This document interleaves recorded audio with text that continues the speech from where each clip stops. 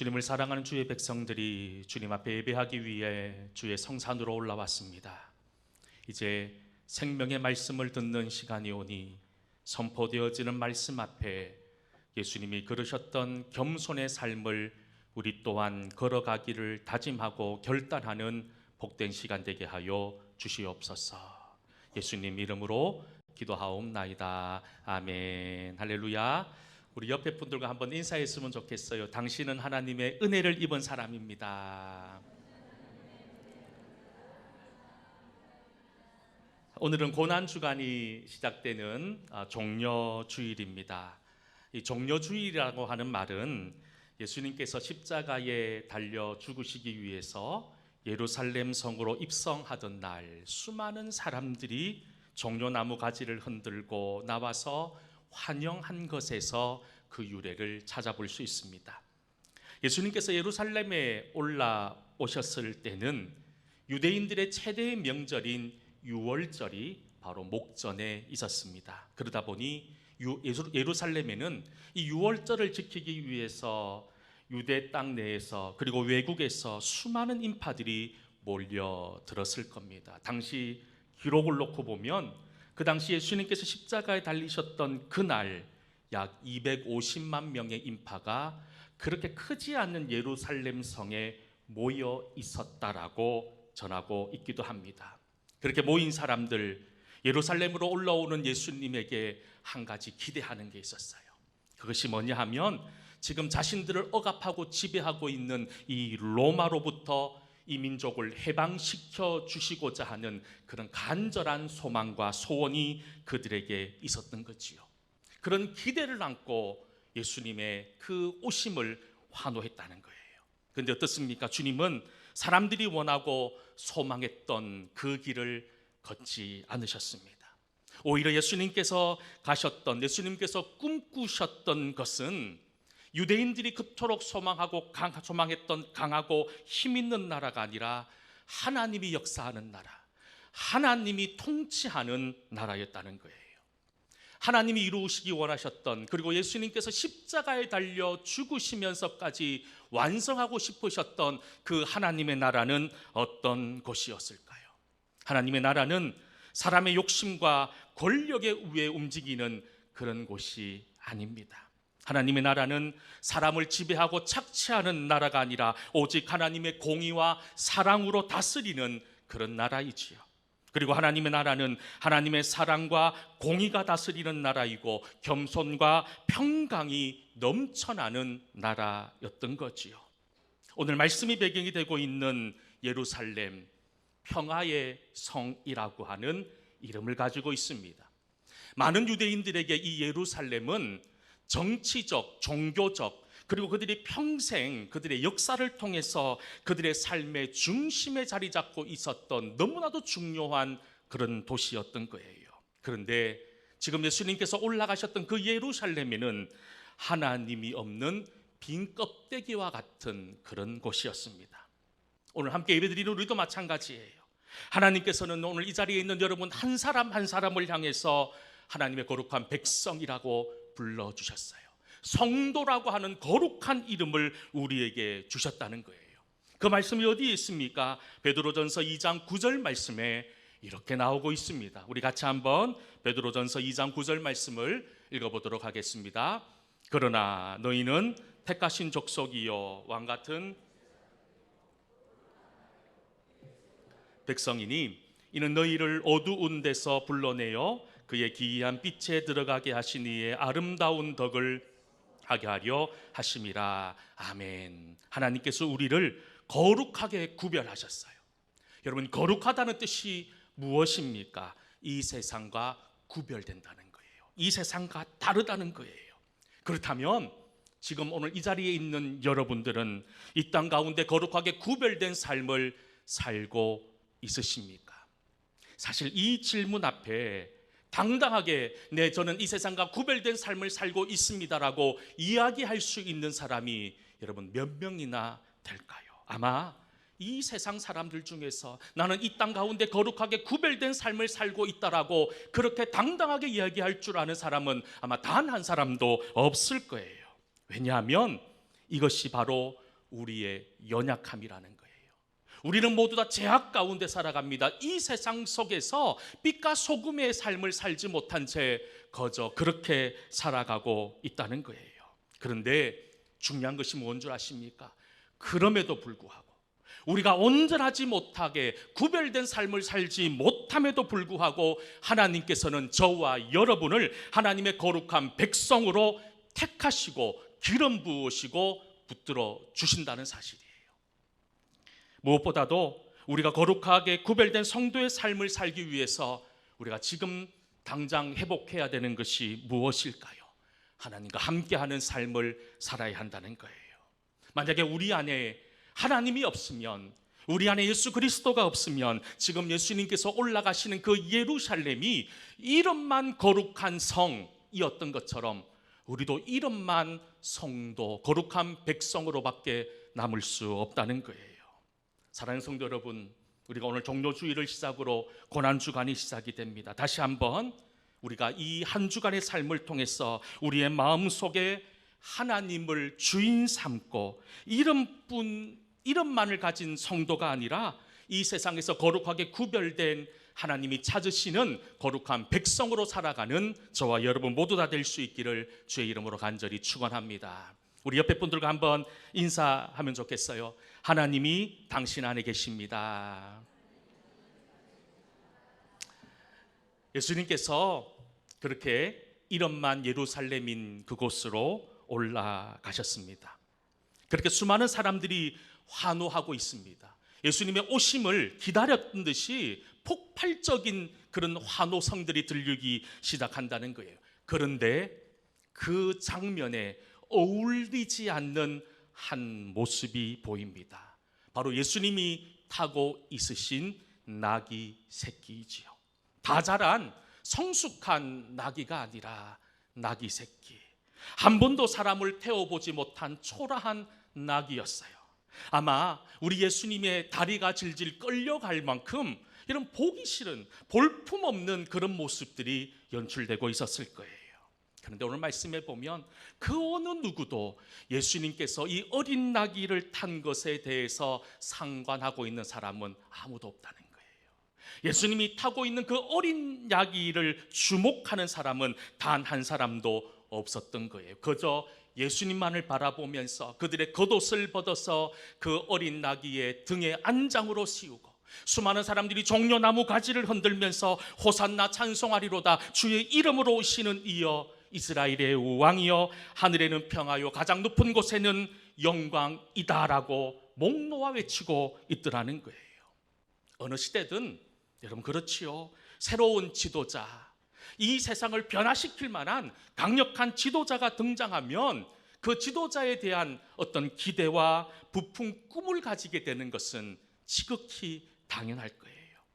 지금 유대인들도 마찬가지였을 거예요. 예수님을 바라보는 그들의 마음이 그랬다는 거예요. 그들은 자신의 눈앞에서 수많은 병자를 고치시는 예수님을 목격했습니다. 심지어 죽은 사람까지도 살리시는 그런 생명의 기적을 행하시는 것도 목격하셨어요.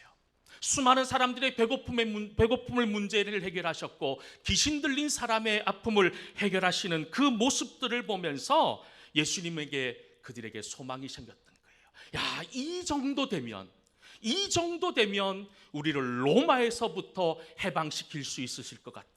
이분이면 로마를 단칼에 날려버릴 수 있을 것 같다라고 하는 그런 마음이 가득 들어 있었다는 거예요. 그것이 지금 예루살렘으로 올라가고 있는 예수님을 바라보면서 그들의 손에 들려있는 종려나무 가지가 그것을 증명하는 거예요. 여러분, 이 종려나무가 무엇을 의미하는 줄 아십니까? 승리와 번영을 의미하는 것이 종려나무였던 거예요. 그들은 손이 아프지만 종려나무 가지를 흔들었어요. 그리고 그들의 목에는 호산나를 외치고 있었어요. 이 호산나의 뜻이 무엇입니까? 우리를 구원하소서. 사실 교회에서 우리가 호산나를 외칩니다. 이것은 우리를 죄악에서 우리의 영혼을 구해달라는 외침이지만 그 당시 사람들이 호산나를 외쳤던 것은 이 로마의 압제로부터 우리를 구원해달라고 하는 정치적인 외침이었다는 거예요. 그런데 그들이 가지고 있었던 이런 헛된 욕망들, 그들이 가지고 있었던 이 헛된 생각들이 이루어지지 않으니 채 몇 시간도 지나지 않아서 예수님을 그토록 환호했던 사람들은 폭도로 변해서 예수님을 십자가에 못 박으라고 외치기 시작하더라는 거예요. 그렇게 예수님께서는 십자가에 달려 죽으셨습니다.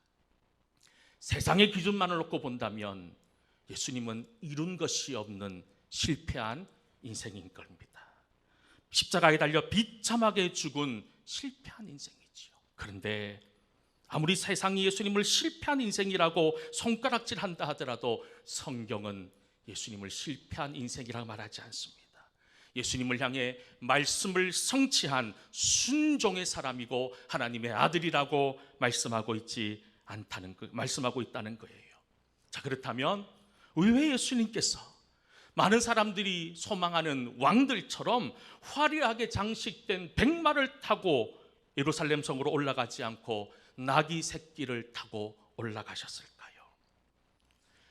우리도 아는 것처럼 예수님은 이 땅 가운데 살아오시는 시간들 속에서 자신의 꿈과 자신의 야망을 이루기 위해서 단 하루도 살지 않으셨어요.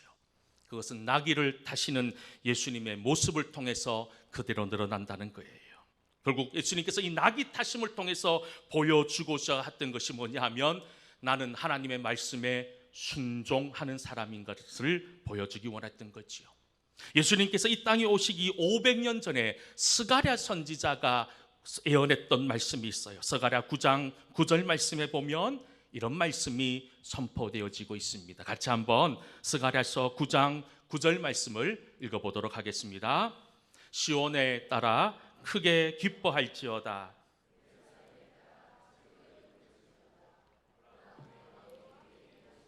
그는 공의로우시며 구원을 베푸시며 겸손하여서 나귀를 타시나니 나귀의 작은 것 곧 나귀 새끼니라. 아멘.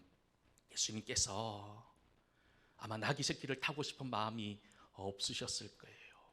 폼나게 여러분 말 한 마리 타고 올라가고 싶으셨을 거예요. 그런데 그렇지 않으셨어요. 말씀에 순종함으로 나귀 새끼를 타셨어요. 이것은 우리에게 무엇을 보여주시는 걸까요? 순종의 삶을 이야기합니다. 우리는 이 세상을 살아오면서 다른 타인의 시선에 많은 관심을 가질 때가 있죠. 저 사람이 나를 어떻게 볼까? 어떻게 생각할까? 그것 때문에 우리의 행동이 달라질 때도 있지 않느냐는 거예요. 물론 중요한 포인트입니다. 하지만 우리 성도는 이 세상 사람들의 시선이 중요한 것이 아니라 하나님이 나를 어떻게 보시느냐, 하나님이 나를 어떻게 기억하시느냐, 하나님의 시선이 중요한 것이 아닐까요? 그렇다면 내가 하나님의 시선이 중요하다면 내가 무엇을 하든지 간에, 내가 무슨 말을 하든지 간에, 내가 어떤 생각을 하든지 간에 하나님의 말씀에 뭐라고 말하는지, 하나님이 기뻐하시는 것인지 그렇지 않은 것인지를 먼저 살펴볼 줄 아는 그런 은혜가 있어야 되는 것이 아닐까요? 여러분, 어떤 사람이 행복한 사람입니까? 이 세상 사람의 기준으로 보면 돈 많고 권세 있고 능력 많고, 여러분 이런 사람을 행복한 사람이라고 이야기합니다. 그런데 성경에서 이야기하는 가장 행복한 사람은 어떤 사람입니까? 하나님 말씀대로 쓰임받았고 그것에 순종한 사람을 성경은 행복한 사람이라고 분명히 말씀하고 있습니다. 예수님 지금 고난의 길을 걷고 계세요. 십자가를 지고 이 죽음의 길을 걸어가십니다. 하지만 그 길 가운데서도 예수님 기쁘셨을 거예요. 행복하셨을 거예요.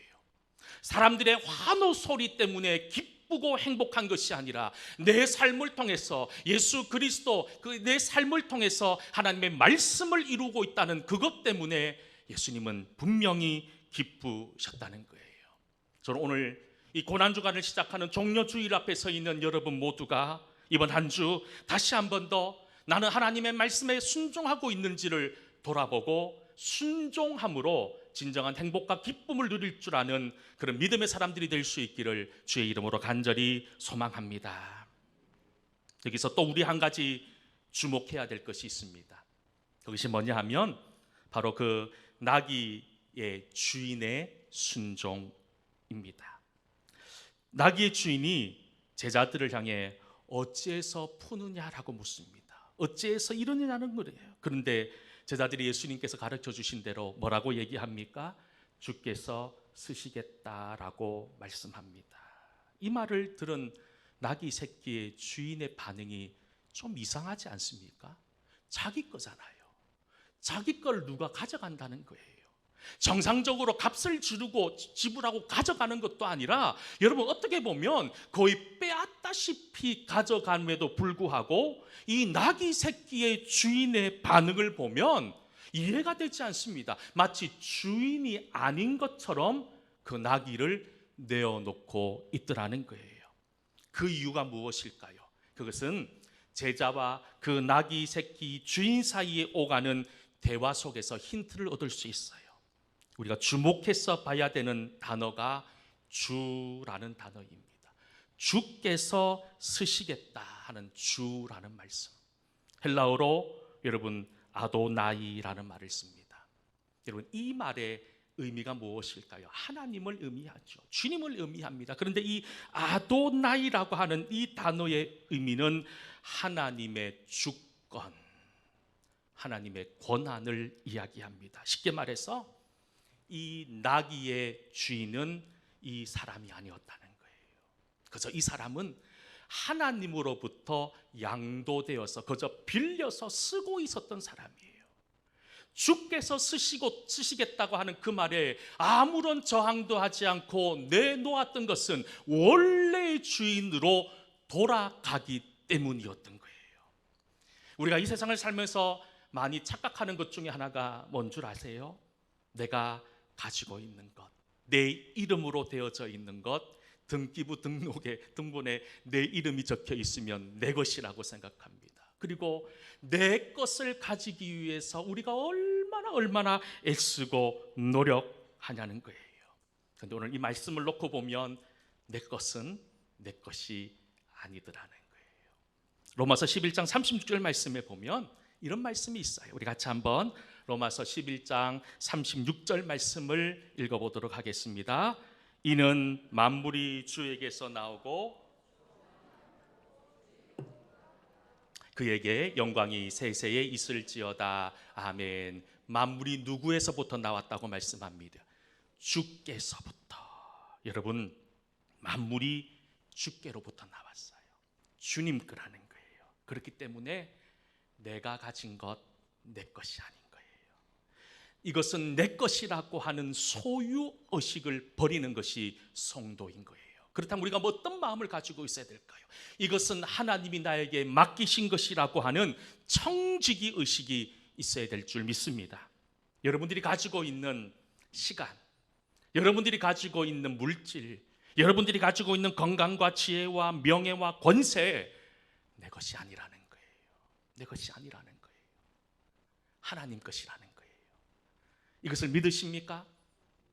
우리가 이 말에 자신 있게 아멘 할 수 있어야 되는 거예요. 우리가 참 이 말씀 앞에 왜 작아집니까? 아니 내 것이었는데, 이건 내 건데, 내가 어떻게 해서 장만한 건데 이걸 내 걸 아니라고 하니 다들 마음이 불편해지는 거예요. 그런데 여러분 로마서에서 뭐라고 말씀합니까? 이는 만물이 주에게서 나오고 주로 말미암아 주께로 돌아간다라고 말씀합니다. 이 시간 하나님이 여러분들을 향해서도 말씀합니다. 주께서 쓰시겠다라고 말입니다. 그 하나님의 요청 앞에 여러분들의 시간과 여러분들의 물질과 여러분들이 가지고 있는 지혜와 명예와 권세와 이 모든 것들을 여러분 오늘 이 나귀 새끼 주인처럼 여러분 순종함으로 기쁨으로 내어 드릴 수 있기를 주의 이름으로 간절히 소망합니다. 우리가 알고 있는 사도 바울은 자신의 생명조차 자신의 것이라고 생각하지 않았어요. 다들 내 생명의 주인은 나라고 생각하지 않습니까? 그런데 바울이 뭐라고 고백합니까? 사도행전 20장 24절 말씀에 바울은 이렇게 고백합니다. 내가 달려올 길과 주 예수께 받은 사명 곧 하나님의 은혜의 복음을 증언하는 일을 마치려 하면은 나의 생명조차 조금도 귀한 것으로 여기지 아니했다라고 말씀합니다. 왜냐하면 그 생명의 주인은 하나님이심을 알았기 때문입니다. 우리 예수님도 마찬가지셨어요. 이제 십자가를 지고 골고다로 올라가십니다. 십자가에 달려 죽으십니다. 그런데 그 생명의 주권을 외치지 않았던 거예요. 이건 나의 생명입니다, 내 것이라고 외친 것이 아니라 하나님의 것이니 하나님 뜻대로 하시옵소서라고 고백했던 예수님. 여러분, 오늘 이 사순절 마지막 한 주간, 이 고난 주간을 보내면서 여러분 다시 한 번 더 하나님이 나에게 주신 크기한 모든 것들을 기억하면서 하나님께로 돌릴 줄 아는 그런 은혜가 있기를 다시 한 번 더 간절히 소망합니다. 우리가 이제 고난 주간, 이 한 주간을 시작합니다. 다시 한 번 더 예수님의 오심의 의미를 깊이 묵상하면서 정말로 나도 낙이 새끼와 같은 그런 드림의 은혜가 우리 속에 넘쳐나기를 원하고, 그저 고난만을 생각하는 한 주간이 아니라 부활의 소망으로 살아가는 우리 모두 다 될 수 있기를 주의 이름으로 간절히 축원합니다. 우리 함께 찬양 드렸으면